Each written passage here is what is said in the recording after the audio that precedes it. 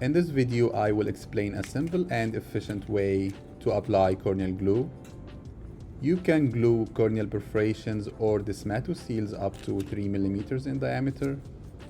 You will need 5 items: an eyelid speculum, a cyanoacrylate fibrin glue or tissue adhesive, a bandage contact lens, a Wexel sponge, and a numbing drop.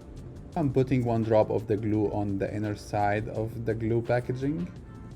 Make sure the corneal surface is dried carefully.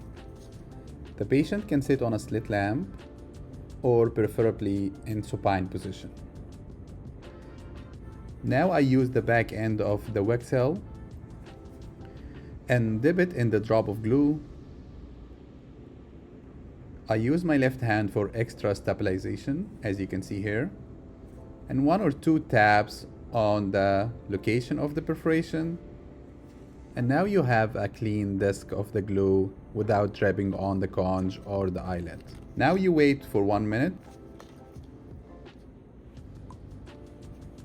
This is how the glue will look like after polymerization. After about 1 minute, now you can apply a contact lens. I hope you find this useful. Thank you.